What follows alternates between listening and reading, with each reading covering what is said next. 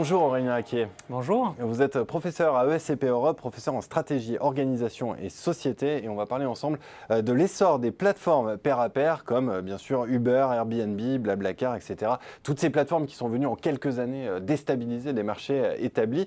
Alors dans vos travaux, c'est particulièrement intéressant, vous faites un parallèle avec ce modèle organisationnel et d'autres modèles bien plus anciens. En fait, Uber, Airbnb et Blablacar n'ont rien inventé. Alors effectivement, moi j'ai regardé ces organisations à travers mon regard bien particulier de professeur de management et plus particulièrement, moi je suis intéressé par l'histoire de l'entreprise et la théorie des organisations. Et en fait, quand on observe ces plateformes, elles sont extrêmement intéressantes pour deux raisons. D'abord parce qu'elles viennent rediscuter plusieurs croyances assez fondamentales qu'on a sur ce qu'est une entreprise, comment on peut la définir.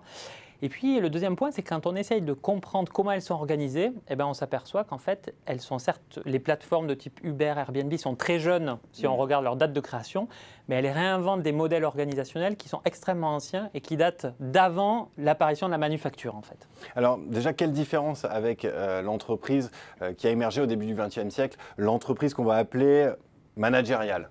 Voilà, alors effectivement, pour comprendre déjà cette première différence, il faut revenir à l'histoire et revenir à ce qu'est l'entreprise managériale, quand est-ce qu'elle est apparue, comment elle s'est développée.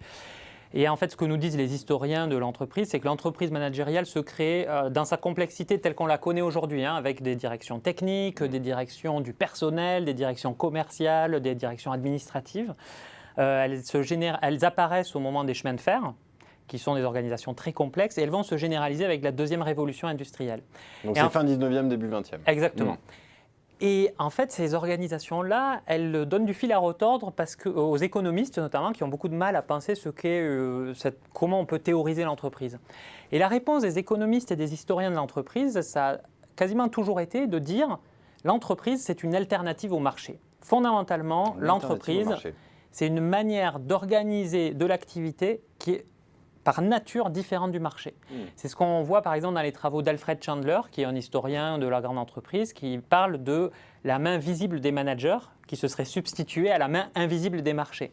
Ou alors Ronald Coase, le prix Nobel d'économie, qui explique que la nature de la firme est d'une nature fondamentalement différente que celle du marché. Et c'est-à-dire, l'idée de base derrière tout ça, c'est de dire que là où le marché est un espace de transaction qui permet d'organiser des transactions à court terme entre des individus, d'échanger des biens, l'entreprise, elle va organiser des transactions, mais à beaucoup plus long terme. Elle va transformer ses ressources, elle va faire de l'innovation R&D, elle va transformer les compétences de ses salariés et s'inscrire dans une dynamique beaucoup plus de long terme. Mais alors, c'était quoi l'entreprise avant l'apparition de cette grande entreprise, de cette entreprise managériale? Alors, pour venir à cette question-là, d'abord, je dirais un point, c'est que si vous considérez aujourd'hui les plateformes de type Uber, Airbnb, Blablacar, on fait complètement sauter cette distinction entre entreprise et marché. Et on revient au système d'avant. Et on revient au système d'avant, c'est-à-dire on a des organisations qui sont des marchés.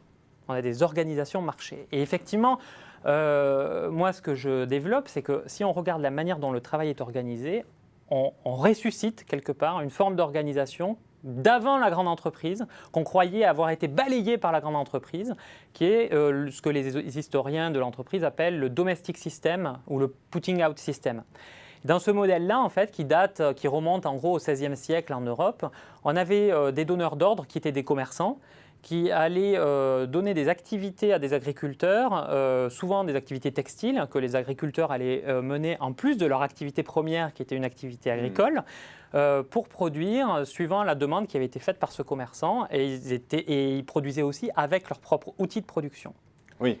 Et c'est intéressant parce que si on regarde la manière dont fonctionne Airbnb, Uber ou Blablacar aujourd'hui, ou d'autres plateformes de pair à pair, on est dans des situations qui sont étrangement similaires. L'employé amène sa propre part de capital. Exactement, c'est ça. C'est-à-dire qu'il n'y a plus de distinction, comme on le croit depuis Marx, entre le capital et le travail. C'est-à-dire le travailleur est un capitaliste. C'est lui qui amène son propre outil de production pour pouvoir travailler. Alors, quelles sont les autres caractéristiques communes entre cet agriculteur du XVIe siècle et le chauffeur Uber d'aujourd'hui? Alors, il y en a plusieurs. Donc, il y a d'une part, effectivement, le fait que le travailleur apporte son propre capital. Le deuxième point, c'est que vous n'avez plus d'espace de travail qui est géré par l'employeur. Ce n'est plus lui qui gère l'espace de travail, c'est le travailleur. C'est le travailleur aussi qui organise son travail. c'est plus un ingénieur taylorien ou un ingénieur du travail qui va lui expliquer de quelle heure à quelle heure il doit travailler. C'est lui qui s'auto-prescrit en quelque sorte. L'autre point aussi, c'est une hybridation très forte entre la sphère domestique et la sphère professionnelle. Et c'est pour ça aussi qu'on parle de domestic system. C'est parce que justement l'espace entre travail et activité domestique se trouve elle aussi rediscutée. Dernière question, qu'est-ce que cet essor, ou plutôt ce retour de l'entreprise marché va impliquer? Est-ce que ce sera tout simplement de la casse sociale, comme beaucoup ont l'air de le penser? Alors, je ne sais pas si ce sera de la casse sociale. Ce qui est sûr, c'est que ça redéfinit beaucoup de choses. Moi, je vais juste développer 2 points. Le premier, c'est d'abord que ça redéfinit le management. C'est-à-dire aujourd'hui, on s'aperçoit qu'énormément d'activités réalisées par les managers sont de plus en plus, sur ces plateformes-là, réalisées par des algorithmes. On parle de plus en plus de management algorithmique, c'est-à-dire que c'est les algorithmes qui vont recruter les individus, qui vont les évaluer aussi, qui vont établir un système de pricing, faire remonter l'information, etc. Donc, toute une partie de l'activité traditionnelle des managers se retrouve aujourd'hui réalisée par des codeurs ou par des algorithmes. Du coup, la question, c'est est-ce que c'est la fin du management en tant que... Alors, c'est une vraie question qui mérite d'être posée. Moi, je pense que ce n'est pas vraiment la fin du management, mais c'est une transformation très profonde. C'est-à-dire que le management, quelque part, sort de l'entreprise, mais descend sur l'individu. C'est-à-dire ce qu'on observe, c'est que les individus deviennent de plus en plus des managers d'eux-mêmes. C'est-à-dire qu'ils doivent apprendre à valoriser leur propre capital, leur employabilité, gérer leur confiance.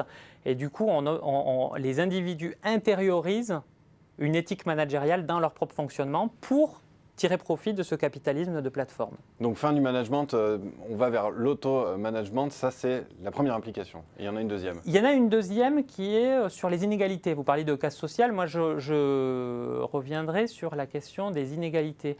Ce qui est intéressant et qui prête à réflexion sur ces types de plateformes, c'est que qui sont les gagnants de ce capitalisme de plateforme?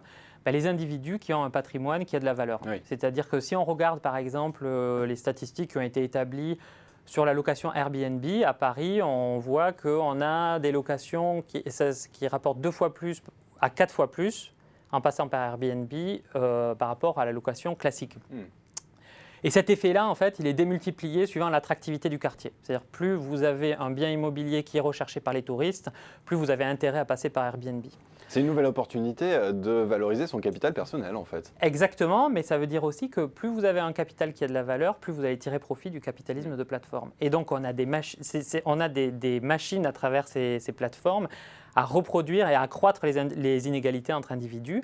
Des inégalités qui peuvent être des inégalités patrimoniales, comme dans le cas de Airbnb, mais aussi du patrimoine social, du patrimoine relationnel entre les individus, des manières de gérer la confiance, etc. Eh bien voilà qui fait réfléchir. Merci beaucoup Aurélien Acquier pour cet éclairage et cette analyse. Merci. Merci beaucoup.